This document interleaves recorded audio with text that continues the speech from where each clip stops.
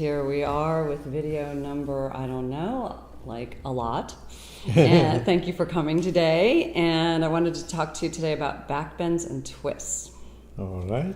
Okay, so I'm going to start with backbends.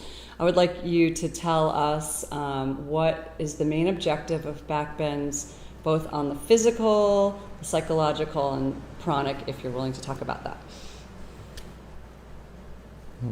I know. Big questions. Big question. I can talk all day. Physical is rather obvious, to keep the chest open. But it's more than that too, right? But it's of the more than groin. that. Yeah. So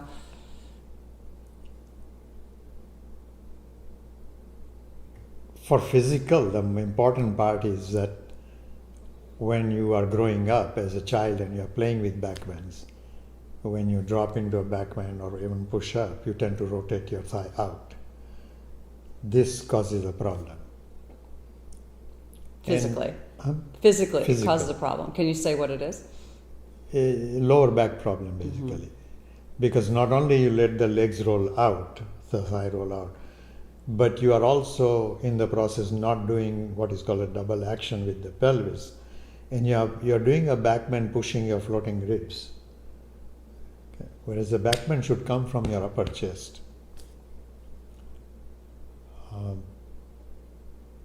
Is there an obvious way to know in oneself what you're doing, or do you have to be guided by a teacher? I think you have to be guided by a teacher. I've seen only one young boy I remember from my school days who naturally was doing it from his upper chest. But then one day I saw his father who had open chest also. So he had inherited something. But generally, no, you need help. Okay. So do you think humans are naturally not lifted in their chest and they have to learn it, or do you think it's No, our modern I don't think it's culture? humans. I think humans that used to live in the old style before our modern school system came up were doing fine. The school spoiled it because from very early childhood, they're asking the child to bend down and do something that was never done before. Right. Okay. When we were hunter-gatherers, Right. we never did that kind of work. So now I would assume that most people are not farmers' children, and hence majority of the people are slumping forward in very early days. In fact, a child who doesn't do that is considered a bad student, wants to run out and play, which is what children should be doing. There is a trend saying that, but it's a long slog to change it. There are some special schools that don't Yeah, do that, but right. very few, and only rich kids can go there. Right. So the chest gets closed because of the bending forward. Can you also speak about the physical aspect of the hip? Physical aspect of the hip has to do with more cultural things. Most Westerners grow up sitting on chair or not often enough in a squatting position. Most Easterners, if I can say that, grow up sitting in a squat or in a seated position on the floor, except rich kids from India. They sit on a chair. Right. So they have westernized bodies. So then their groin is tight. Groin is very tight. I remember when we have big feasts, let's say somebody's wedding is there. In a typical wedding, good wedding, there might be 3,000 people coming for dinner. Okay? And the rich kids who come there, they look around as to, can we get a chair and a table to sit on? They can't sit on the floor. And I'm sure they look, they feel embarrassed, but it's too late by that time. Well, that's karma, right? That's karma. Created by their parents. Right. So opening the chest and opening the hip flexors of the physical. Is there anything else physically before we move to the deeper aspects? There is a lot, but I think that's the basic. Primary. That's the primary. Yeah. Would you mind saying a little bit about the different backbends? Like you've got backbends where your arms are behind you, and then you have arms where you're overhead, and why would you use one over the other? Or what's the advantage of one over the other? I think when the hands are by your side and you're lifting up, the emphasis is much more on pelvis. As when you lift the arms overhead, the emphasis, relatively speaking, is more on the upper chest. So maybe that's a good thing, Westerners who do have more open chest, but not enough space in the groin, should be doing with the arms in this position more. So you're tucking Urdhva Mukha Svanasana and Shalabhasana and Dhanurasana? Yeah. Ustrasana? Ustrasana. Okay. And in the same kind of, with the same argument, an average Indian kid should be working much more with the arms up. Okay. All right. So psychologically, I know backbends make me feel happy, but sometimes they make me anxious. So can you speak about the psychological aspect of backbends? Well, why is happiness connected to feeling anxious? Well, not necessarily. Sometimes they make me feel really happy, but then there's sometimes maybe I overdo it, or it's not a good day for me to have done it, and I wasn't as attentive, and so then I have like a little bit of, I have to calm myself down a little. See, everything being equal or normal, you want to look at the day. If it's a hot, sunny day, either you don't want to do backbends or do them in a more supportive, slower fashion. On a cloudy day or a cold day, you can push it more. I don't think most people pay attention to what the day is like. I would agree with that. Yeah. But then that presents a problem seasonally for people. Like, do you not do backbend the whole summer if you live in a place that has hot summers? Well, you can do them, but You have to do them more restorative. more restorative, or think of holding them longer, not make them cardiovascular. Okay. And I remember, I have never been there at that time, but in May, when it's very, very hot in India, they almost don't do any asana practice at all. Very little restorative practice. Interesting. Okay, so talk a little bit, if you can, about the psychological aspects in general of backbends. Generally, when somebody is depressed, backbends are recommended. Not the kind of backbends where you hold a position, but move, like even sun salutes.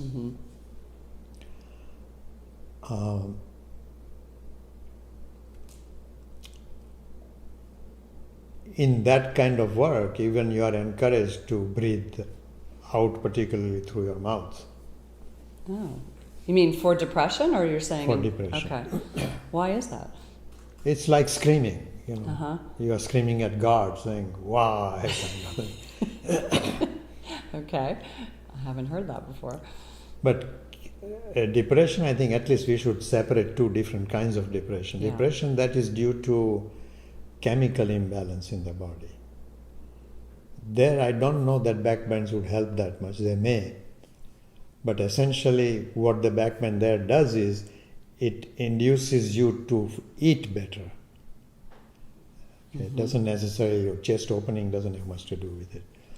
But it makes you hungry and you want to eat a particular kind of better food that creates a better balance. Whereas depression that has happened because of some event in life, then backbends help a lot more that way.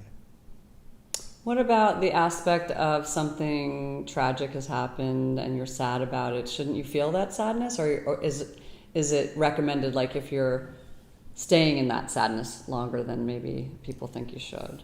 Yes, I think somebody who, for example, stays in sadness for years. I knew somebody where whenever this person's mother's death anniversary came around, she would fall apart. She would actually use that excuse to drink. And so backbends would have been a better option. Yes. Yeah. I asked her one time, I said, I see that every time mother's death anniversary comes around, you kind of lose it. But I have never seen you celebrate mother's birth. And it kind of shocked her. That's a beautiful thought. Yeah. You can't do one without the other. No. We do that often in other cases also. Like, I think I was talking about it in the class also, that when something goes wrong with people, often it is traced back to the mother or father. From parents you have inherited this. Psychologically there might be, and there is probably some truth in it. But what is missed out is that then when everything goes right in your life, you thank your mother also. Mm-hmm. Yeah? You tend to take credit for everything that goes right. And when it comes to blaming somebody, you pick on the mother. I think that's wrong. Yeah. It doesn't help. Or if it helps, it's not long-term help. It temporarily gets you out of a situation. Right. Well, it's important to know who to blame. Yeah. So if someone go ahead, sorry. Essentially, if you want to trace it, why mother? Mother's mother, mother's mother's mother. Even ultimately blame God for everything that happens. Fat lot of good that will do. That's right. That just makes God angry, right? Yeah. So somebody who has anxiety, over depression, should they not do backbends, or would they do more quieting? More quieting, Mm-hmm. restorative. Mm-hmm. So what's one example of a restorative backbend you would put somebody in for a while, that they could stay for a while? Setubandha. On a bench, or on what about on bolsters or blocks? Generally, it depends on the person. If somebody is skinny like you and I, then bolster would be fine. Mm-hmm. Okay? But somebody who's very bulky, Yeah. give them a hard bench Right. to do it on. I'm just thinking some people might not have a bench, so I wanted to offer Blocks. Blocks. So you prefer blocks to bolsters because of the ability to sink in on a Yes. bolster. Okay. Personally, I prefer block Yeah. because it gives me the space I want. Right. Right. What about? I wanted to go back to the physical on that particular subject. Just Go ahead. Even for me, if I'm feeling sick, let's say I got malaria or something, and I'm recovering from that, then I prefer the softer bolster. Mm-hmm. Depending on how sensitive you are. Yeah. So I've heard some controversy, or just discussion, I'll say, not controversy, about putting the block on the most narrow orientation on your sacrum, and then it's like pushing the sacrum, and it's stressing the SI joint. Do you have any thoughts on that? I have heard that controversy, and I have always felt that you cannot generalize like that. It depends on the person. But it is possible that it could be injurious? Could be injurious or could be not effective. So it would probably be most injurious to someone who had an unstable SI joint, but less likely that it would create an unstable SI joint? Yes. Okay. What I would watch, if I'm teaching somebody, I would watch their breath. How the abdominal pelvic breath goes down towards the floor as they come to a resting position here with the chest open. And if I find that, the breath is not going down far enough, I would move the support under them, higher or lower, to see which creates better effect. Right. So is there any advantage of having the narrow just supporting the sacrum as opposed to the wide that's supporting the sacrum and the back of the hip bones?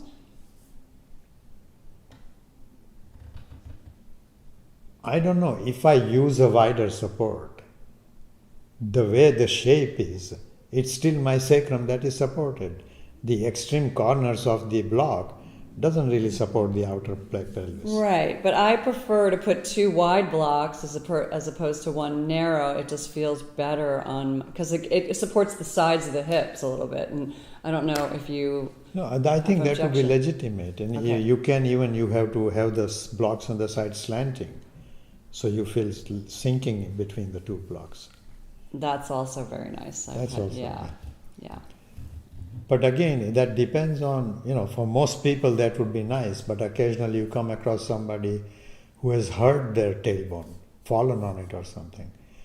Then if that injury has pushed the tailbone up, then being on the slanting block would be nice. Right. But if it has pushed it down, then it would not be nice. What would you do with that person? Would you create a little opening for them to sink into, or so that there's no pressure on the tailbone? There's no pressure on the tailbone. But if I want to release the tailbone back up, then I can't have them sink in between. Then I would create a support, but with like a, what you call, head wrap, some roll. Something soft. Something soft under it. Okay, that's good. Thank you. I'm very curious. Our last conversation, we talked about forward bends and how they're apana producing, and so back bends are, I don't know the answer. So are they pranically? Do they move your prana more than your apana? Like what? Yeah, I would not use the word produce. Okay. The pranic energy that is there is naturally there. What you can do is to drive it into the chest or drive it into the pelvis by particular postures. Right.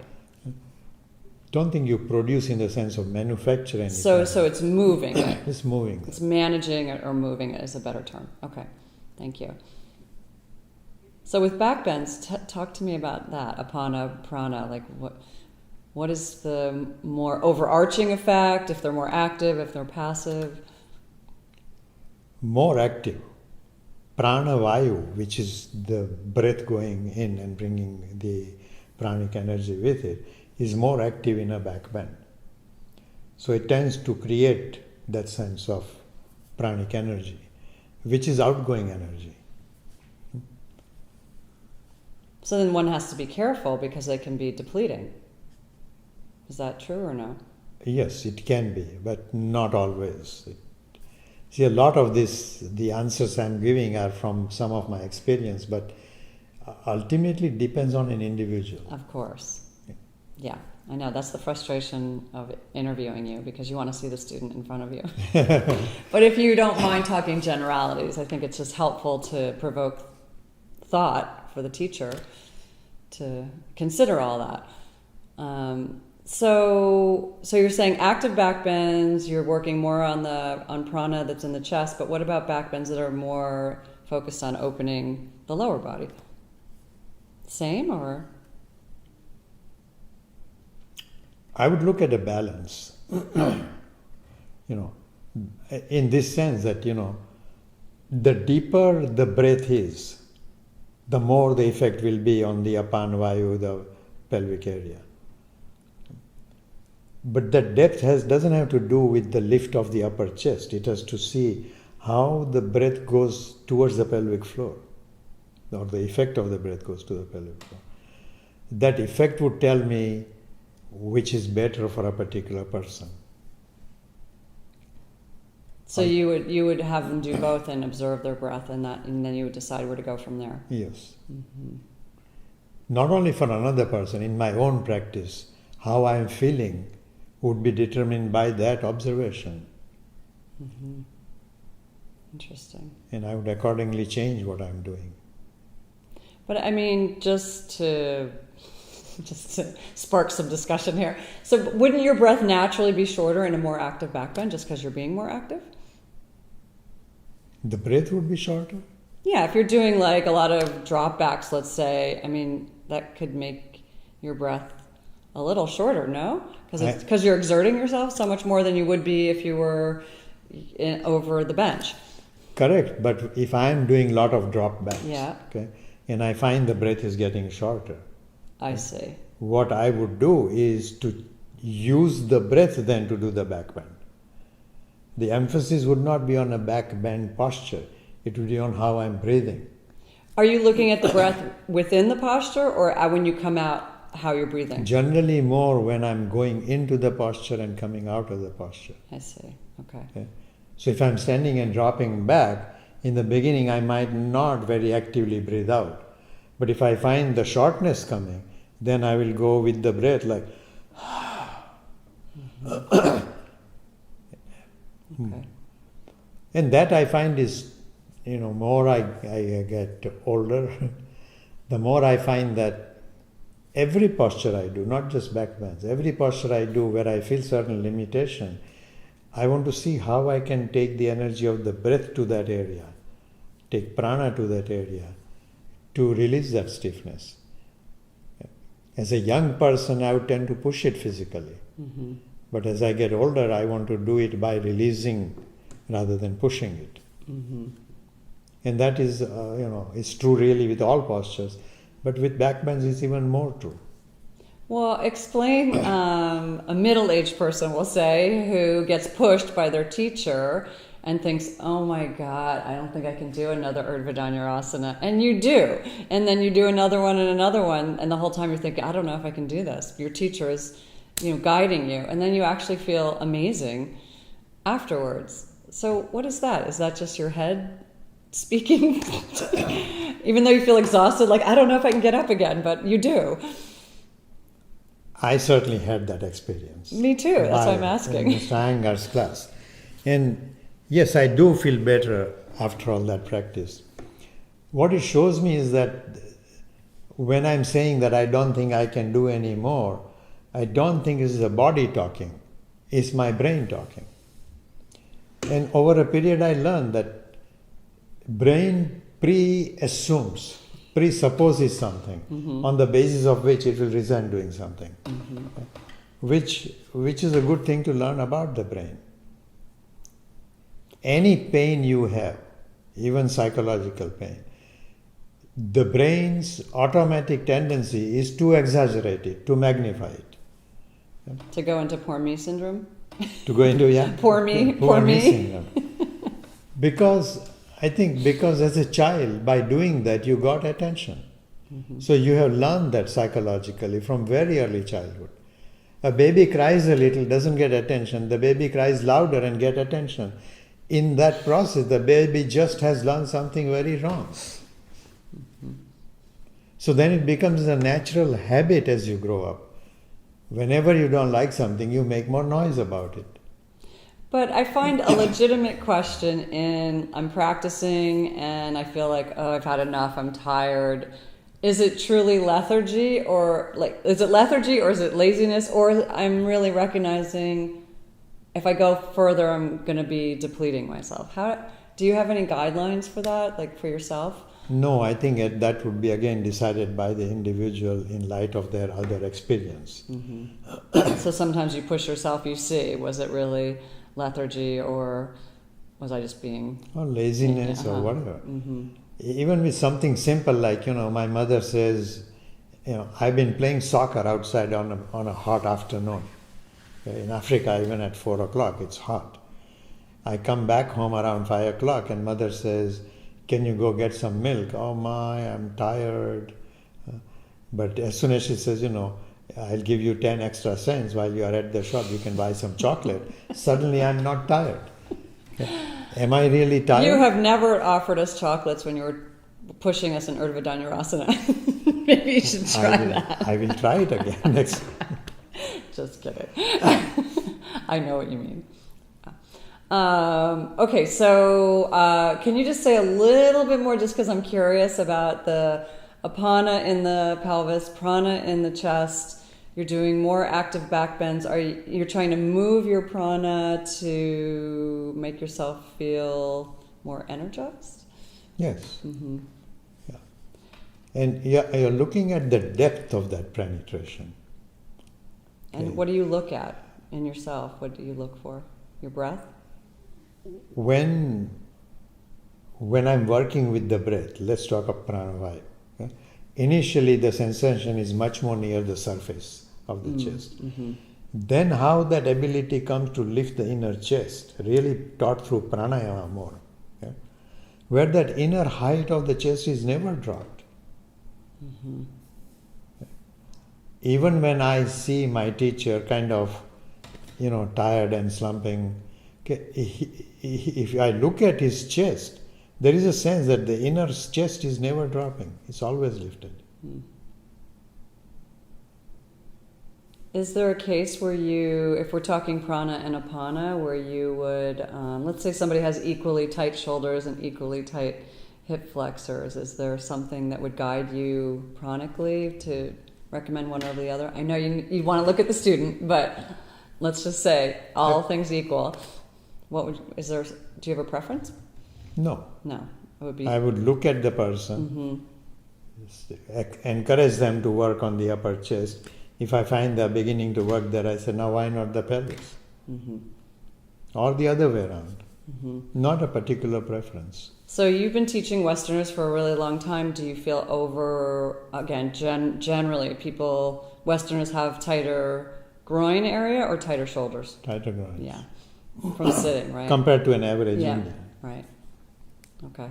So more of the back bends that focus on opening the lower body. Yeah.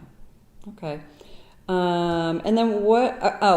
So this is a fun question, but we talked about like Tadasana is kind of the pose you keep returning to when standing poses, and Dandasana is the pose you kind of check in for forward bends. What's the pose for back bends that equates? Tadasana.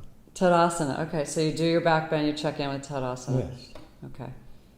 Because in the beginning, as I was talking earlier, you are working with more surface of the chest. To get that inner lift, which never drops, is checked in Tadasana. And going further with that idea, so are you watching your breath and energy body go more towards the spine? Is that what you're feeling for when you're watching your own practice? More towards the back of the sternum. Okay.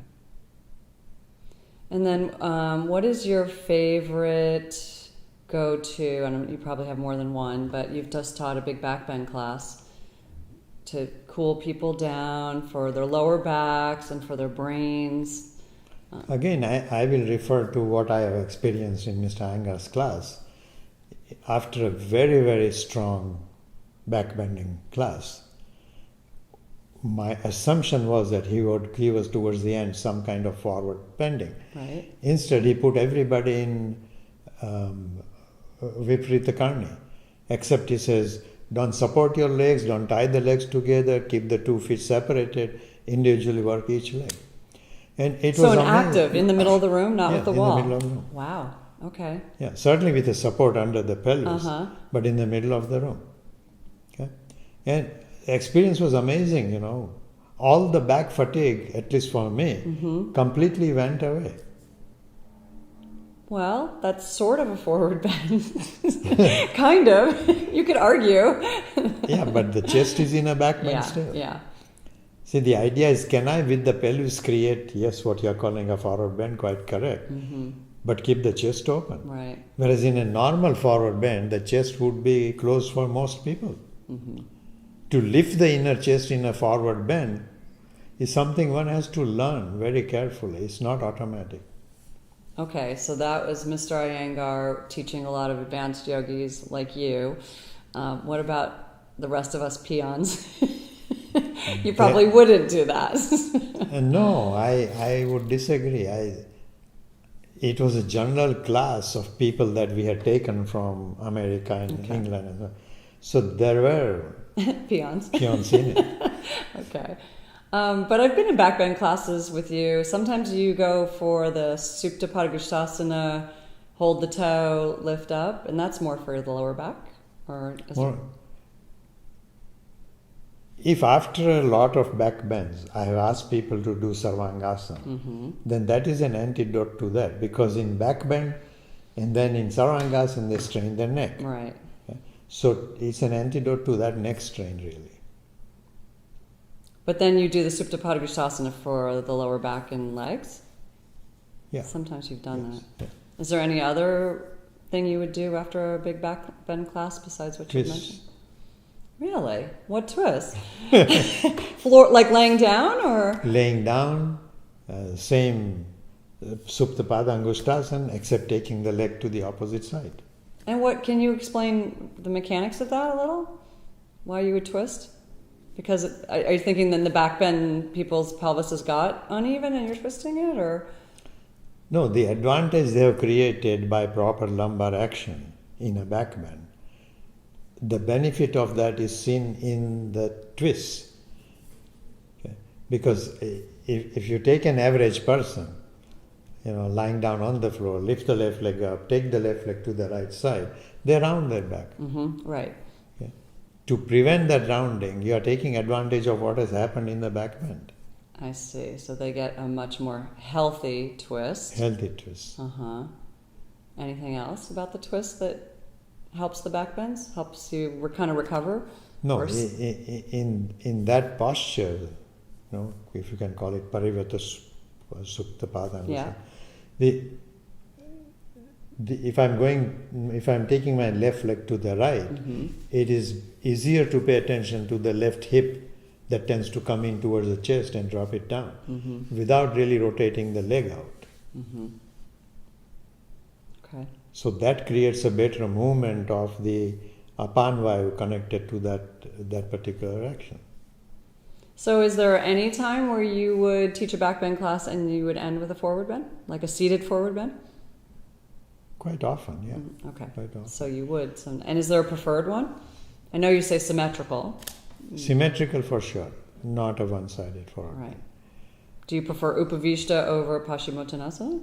It depends what I've done before in the class. Like if I've emphasized a lot of Baddha Konasana movement, then I would ask them to do the forward bend like in Paschimottanasana.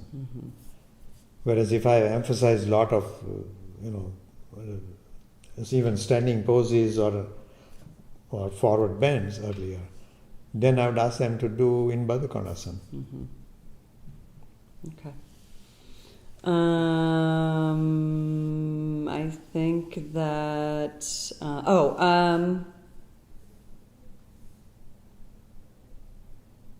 I think you've answered this. What are the main roadblocks for students with back bends are quadriceps and psoas? Do you agree with that, or do you think that's people's biggest challenge? In forward bends, it was obvious as hamstrings. Is it obvious that it's quadriceps or psoas or both? It's not obvious, or Not obvious. so are you defaulting to it depends on the person? Yes, I'm but saying again, in I will general. go by an experience where, I'm struggling with a back bend Urdhva Dhanurasana, and Mr. Angar comes and puts a 50-pound weight on my pelvis, and suddenly it works better because that forces my quads to work better. But even more than quads, the way he would describe is now you are working through your bone, which is kind of a Not poetry. yeah. Yeah, interesting. Even with my shoulder, I remember, I'm lifting my arm to do something, and his instruction was, you are working only muscularly, move your bone more than your muscle. Now, anatomically, that makes no sense. But if I try what he's describing, then it seems to have a desired effect. So then you're visualizing yourself working through the bone, and that feels different Yes. than what you were doing. Well, isn't it somewhat working with the energy body when you do that? I think so, Yeah. yeah. Interesting. How do you personally feel about back bends? Do you like them? Do you have a love-hate? Are they your favorite? Or I never used to like back bends. really? In the beginning. Because as a young child, I would compare myself with other kids, and they all did better back bend. So kind of feeling like I can't do it. So whenever they wanted to do something like that, I would go back to the pelvic work and say, let's see how open your groins are. So I resisted the back bends. Interesting. So even after you met Mr. Iyengar and did some deep back bending classes, they were not your favorites? No, then they became favorites. I see. Yeah. Okay. Okay. Yeah, once I was able to do them, I think one of the early experiences I remember is that after a few backbends in the class, he wanted to show people how to work properly with the pelvis. So he took me and another very famous yoga teacher, I will not name the person, okay, and said, okay, both of you go up. And this person is strong, okay, but uses his upper chest much more to do the backbend. I'm using my pelvis and my legs. So after, I don't know, whatever time it was, 3 minutes or so, this person next to me in the backbend came down saying, Right. And I was surprised. I thought he could hold it better than I could, and he could not. Because he was not using his legs properly, he was using his upper chest. Actually, that's reminding me of one more question on the physical. So one thing that we sometimes do in Urdhva Dhanurasana particularly is to tell the student to put a block either between their feet so they can feel that they're turning out, or put a block between the thighs. I've also seen it taught with the belt around the thighs. Do you have a preference for one over the other, or? No, Just I different think I would effects. say for a beginner more, I would prefer a belt. Oh, really? Yeah. Because they don't have the nuance to turn the thigh in, or why is that? Why are you saying No, that? because the thighs fall away from each other. Right.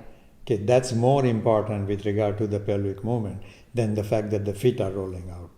But if you put a block between their thighs and you say don't drop the block, then that's No, also. they don't have the ability to hold it. I see. They go Yeah, up. you are right. Again, it depends on the person. Yeah. Somebody says, I can do it without a belt. I say, yeah, fine, go. Let's see.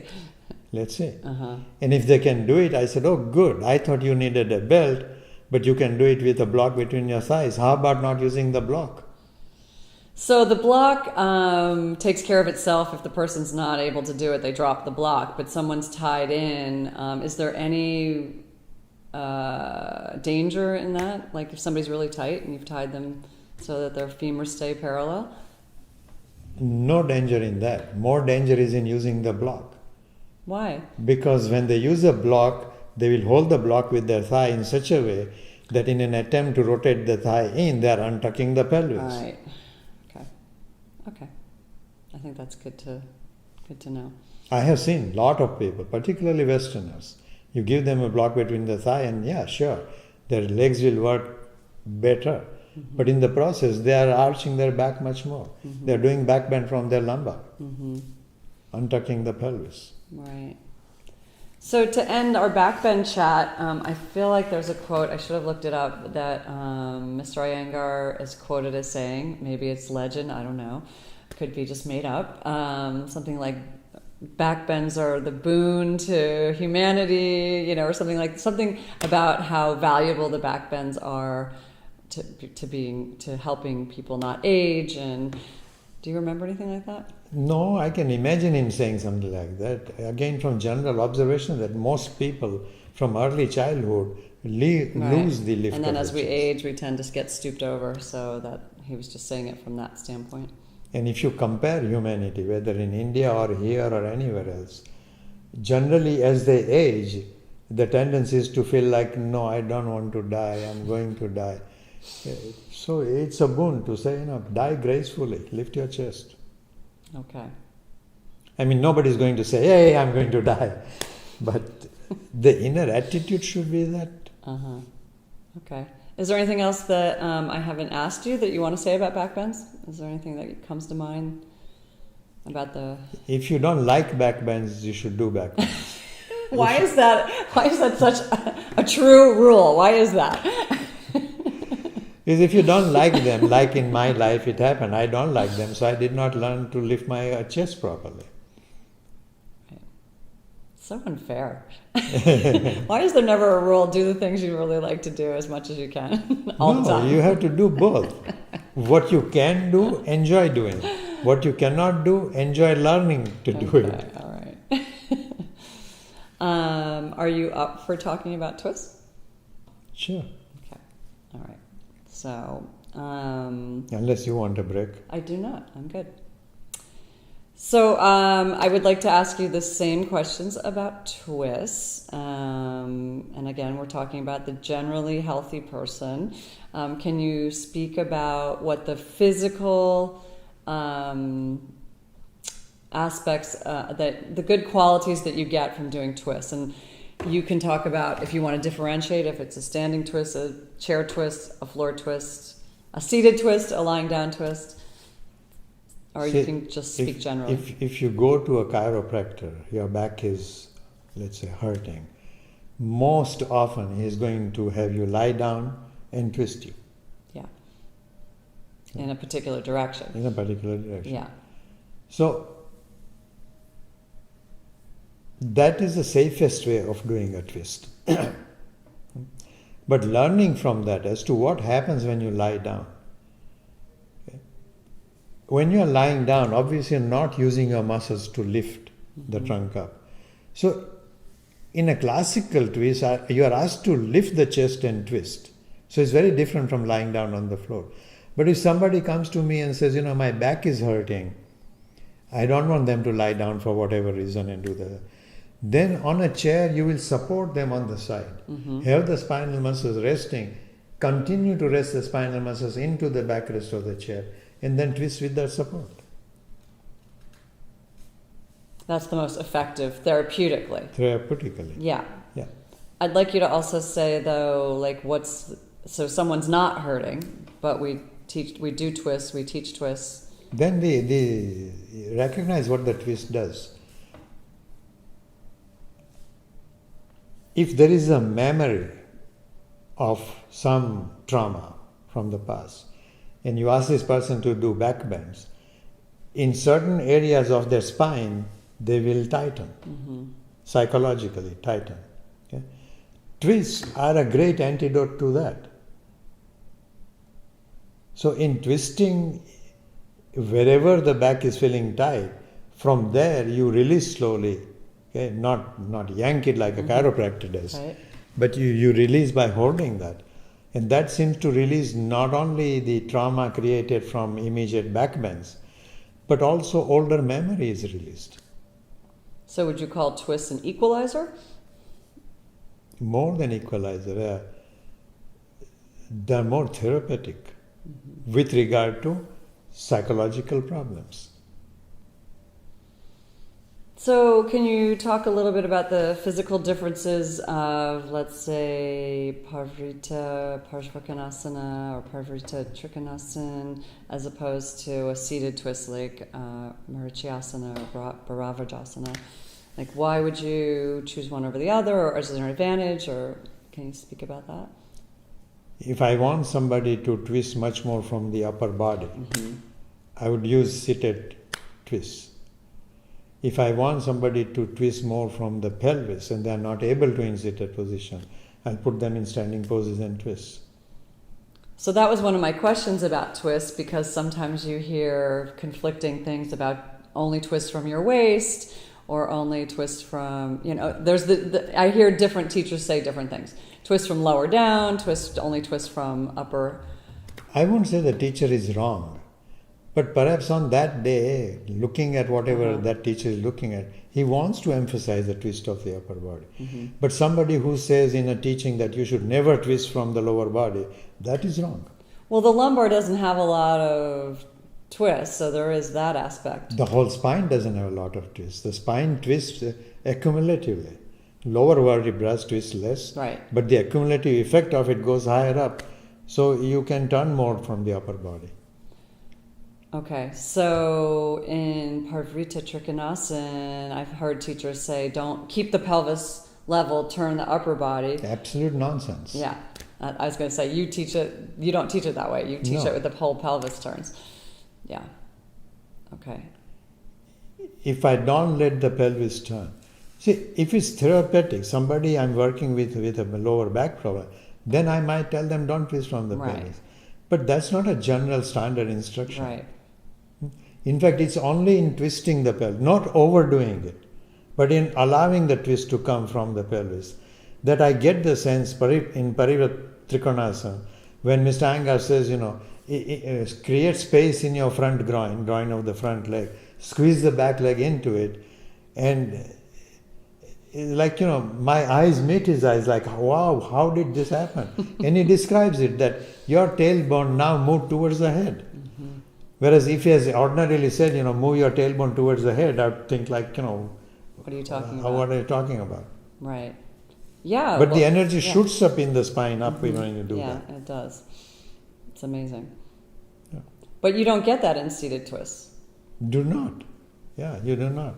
The legs have to be Yeah. actively grounded, Right. which doesn't happen in most people's seated twists. Right. Now, again, to talk about Mr. Iyengar, he would say, I taught you in standing Trikonasana, Parivat Trikonasana. Why don't you do the same in seated twist by keeping your leg active? Okay? But it's not as easy. Is that what Not you're saying? as easy. So he's saying take that information and try to work your seated poses in that way. But you felt like, no, not nearly as effective. Not nearly as effective. But when he's demonstrating, I happen to touch his leg.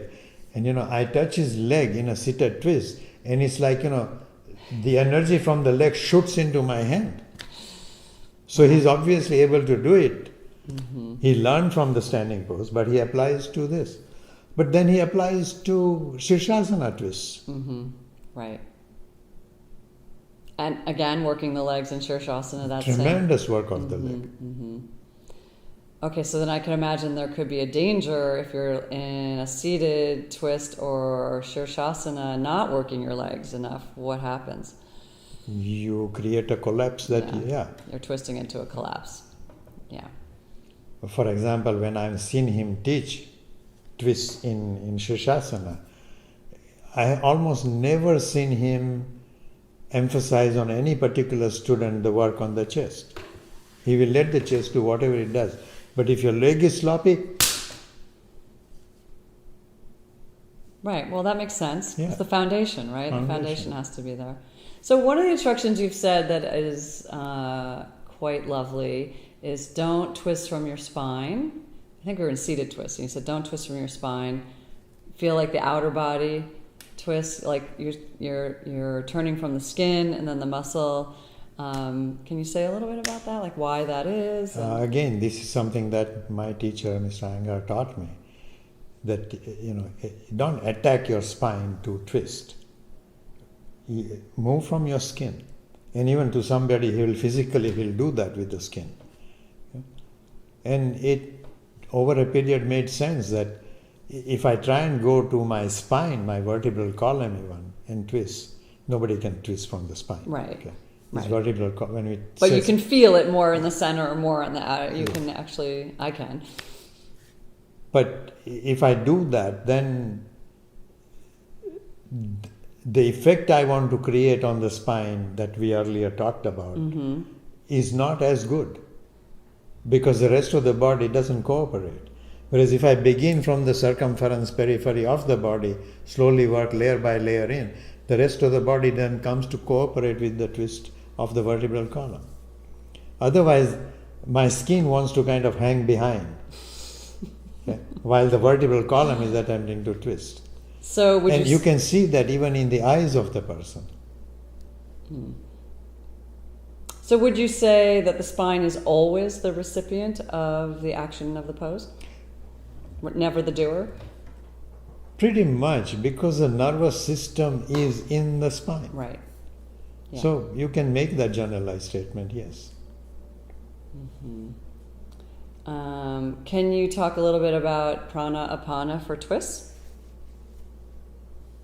Like what happens, or what might you work with twists, with the energy body?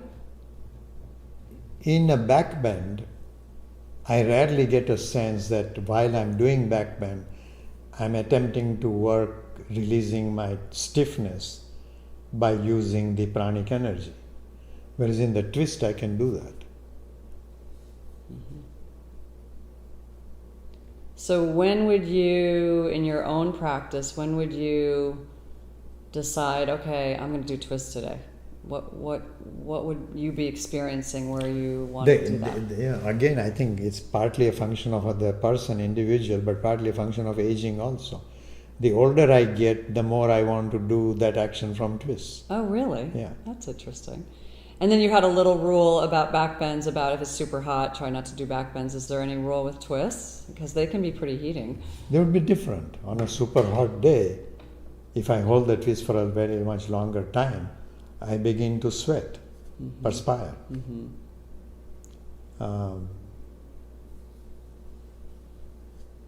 If I'm feeling normal or well, then that kind of perspiration is fine. But if I'm feeling I'm recovering from malaria or something, then that perspiration is not good and I would not do it. So what I'm hearing, and please correct me if I'm wrong, is that with standing twists and seated twists, the leg work, it has to be there for it to be effective. So then if you're doing a lying down twist, and I'm just extrapolating from what you're saying, that would be a more therapeutic approach to twists if you're lying down? Okay, could be. Yeah. In fact, again, to give a similar example, if I'm recovering from an illness Like again, my experience in India, where I had, I was hit by malaria. I recovered from it. I went back into the class, and with the rest of the class, even standing near the wall, I was doing standing poses. And Mr. Anga told me, you just had malaria, you are going to get your fever back if you do this. Don't make the legs so active. Okay? Mm-hmm. Lie down and do the pose or do them differently. And then, it's typical humor, do it if you want to learn. Meaning, get sick and realize that you should not do it. And I said, no, I don't want to learn like that. That's funny. Okay, so and then where do you put twists in the energetic body? Like, would you use twists more for moving apana or prana, or it just doesn't matter because it depends on the actual pose? Doesn't matter. It depends on the actual pose. Mm-hmm. Where the twists feel that they release certain locks, whether they're physical or psychological or pranic lock, then the emphasis of twist changes. In my body, again, I feel that according to age, it has changed much more.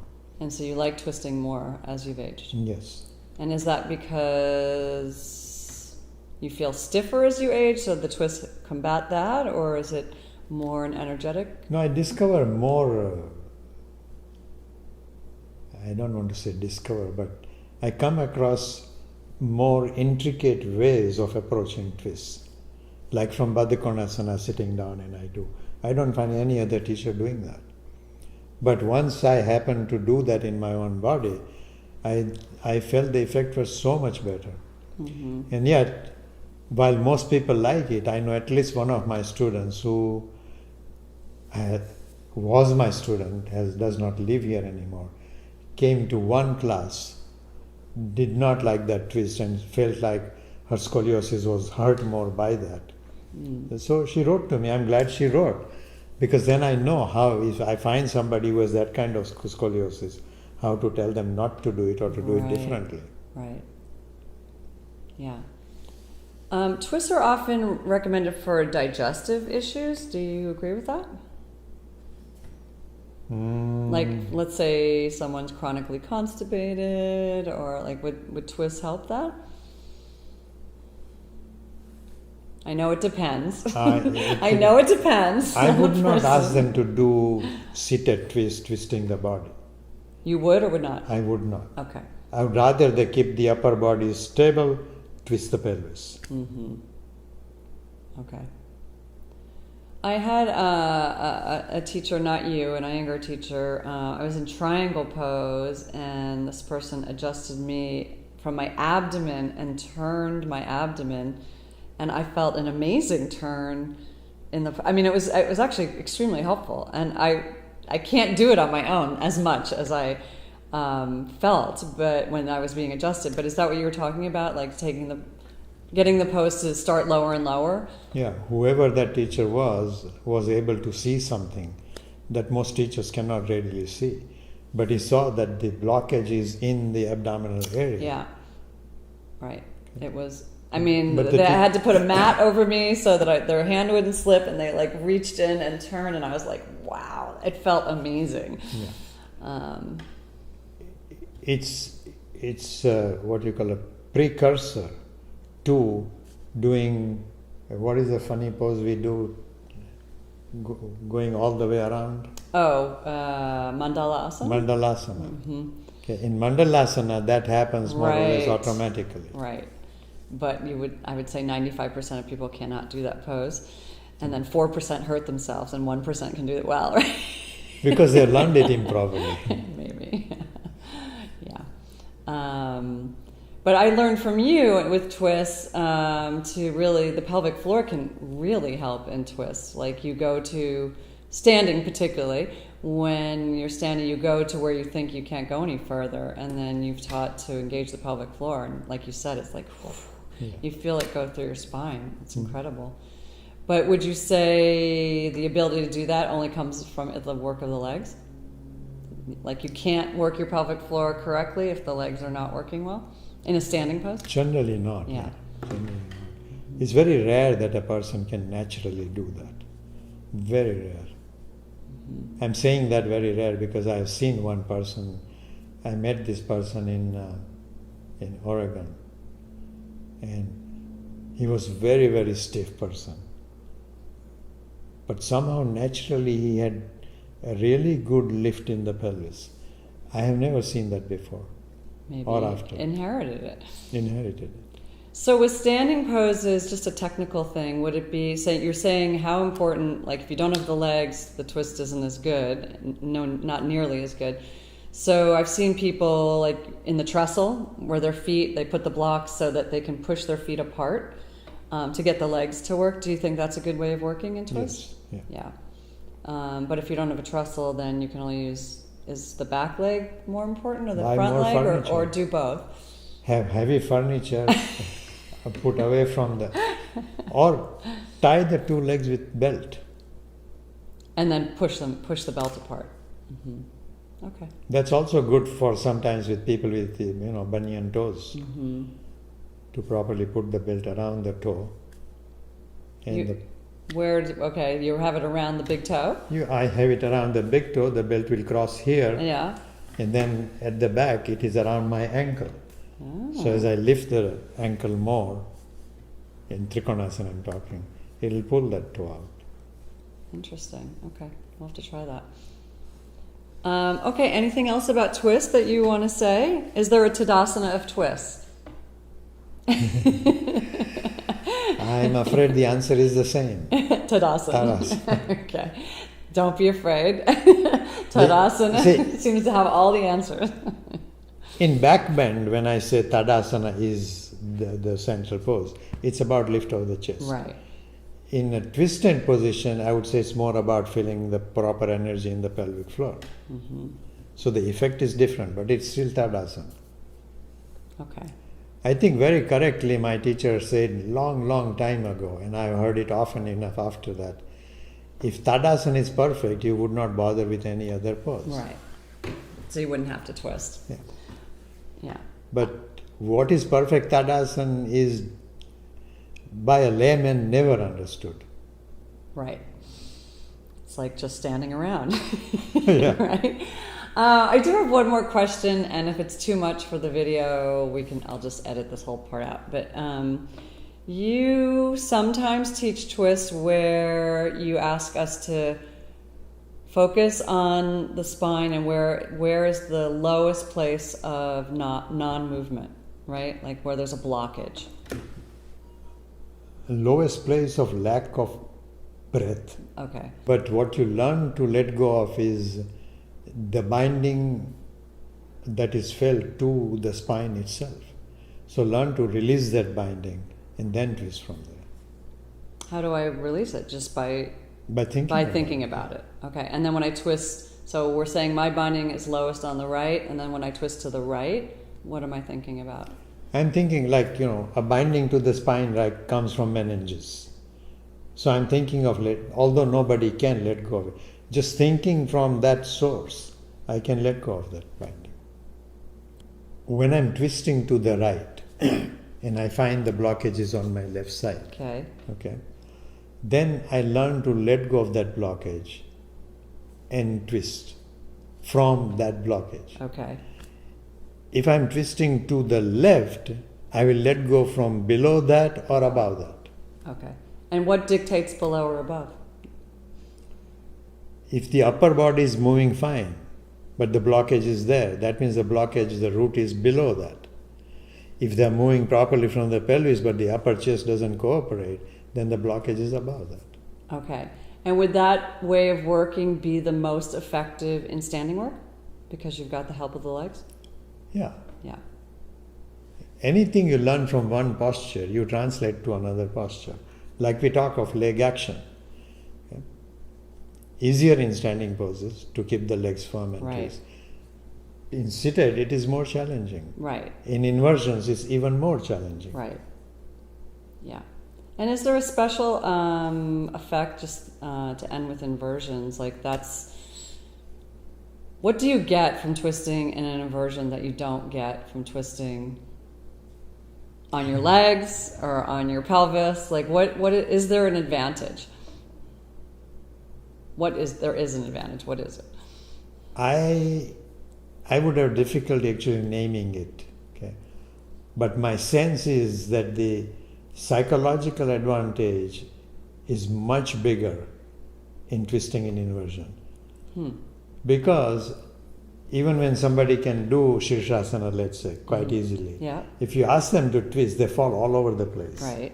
Okay? Which is a disturbance in the mind. And because that disturbance is therefore, once you learn to twist properly in an inversion, like Shirshasana, then the psychological benefit of stabilizing the mind has to be better. I'm also thinking about the pelvic floor. When you're upside down, the pelvic floor has a much easier time with movement. I'm also thinking about digestive problems is a apana issue. So wouldn't it also address those things? Yes, it does. Yeah. It does. Better than upright. Yeah. See, it's a matter of, it would help, but if you overdo it, it might have a negative effect. Right. Somebody who has a great weakness of eye, for example. Right. Okay. If they do Shirshasana and are going to go do twists in Shirshasana, it may benefit them with regard to their digestive system, but it might have a negative effect on the eyes. So if there is a weakness in the eye, that person would be asked not to do that. So if someone couldn't do Shirshasana for some reason, like they can't put weight on their neck or whatever, what would be the next thing you would recommend? Like twist and shoulder stand? Would that be as effective? Almost. I would try that in shoulder stand. But somebody who has got a lot of weakness that they simply can't do something in Shirshasana, maybe they shouldn't be doing. in Sarvangasana, they are probably making same mistake. Yeah, but very different positionally. So some people that can't do headstand are okay with shoulder stand. Yes, if they're not able to do it in Shirshasana because there is a weakness or injury to the neck, then they might be able to do that in Sarvangasana because the shoulder is stable. But if in Shirshasana they are not able to do it, not because of a weakness in the neck, but because of a weakness in the upper chest, then that person in Sarvangasana, I don't think would do better. I'm thinking of like halasana, when you walk your feet over, but you could have your feet on a chair, which would make it easier or more accessible for people. Just thinking of ways that people that have challenges could also enjoy the benefit of an inversion twist. They could put the same support in Shirshasana. Right. And then would you use the sling too? Would you put people in the sling and twist them upside down? Then I have to twist them. Yeah. Right. They can't do it themselves. They can't twist themselves. Or they can, but it's difficult. Okay. All right. So in closing, you, as you are aging, although let me just say you don't look like you're aging, so you must have figured something out, that you enjoy twists more than you ever have before. You find them most interesting. Is that accurate? That is sort of accurate. All right. Well, why don't you clarify for me? I don't want to say that when I was younger I did not enjoy twists. Right. I now enjoy more subtlety of the twists that I did not have access to when I was younger. I see. But you find yourself also doing more twists, didn't you say that? Yes.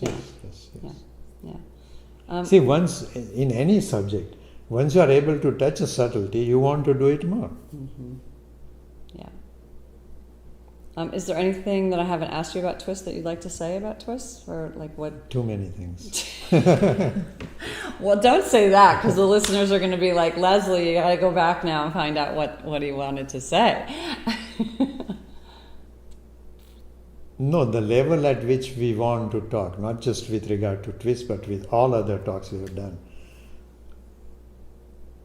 Whatever I say, I know, I'm aware of, that a beginner listening to it will have one effect, a seasoned teacher will have another effect, just as it happened to me. Correct. Okay, when Mr. Iyengar was teaching what I thought I understood, it took me years to realize that my conclusion was wrong. I understood something much later that he was saying. Was it really wrong, or was it a deeper level of understanding? Deeper level of understanding. Yeah. Like, we already mentioned it in this particular recording that, work through your bone. Work your bone more than your muscle. Immediately that made no sense at all. Right. What I did find immediately was, I said, okay, since my teacher is saying it, I will try it, what is impossible. And it had immediate benefit. But the subtlety of what that particular statement means, I did not catch it for years. Or shall I say, slowly that got deeper and deeper and deeper. Right. Well, I've definitely had that experience with your teaching, and that makes me grateful for having multiple lives, because I'm sure there's things that you have said to me that I won't figure out in this life. Are you saying you are a cat? Definitely. Maybe last life. That's why you like your cat, yeah. Yes. Well, that's my hope for these recordings, is that whoever they find their way to, is that they'll get whatever they can get out of it at the point of their ability to hear it. Yeah, I hope it is kind of inspiring. Exactly. Okay. Yeah. But some of the things we talk about, I do not believe somebody can learn on their own. Right. Well, I'm hoping some of them will show up in your Zoom classes that are going to become fewer and fewer. Yeah. Or a more qualified teacher than maybe they're currently studying with. I don't know. It's not unusual that, people have this tendency, they find something and they all want to immediately start. And after about 3 or 4 weeks, the number drops down. Yes. Because Well, they can't handle the work. that's human nature, isn't Human it? nature. Yeah. All right. Well, thank you for talking to me today about backbends and twists. Thank you. All right.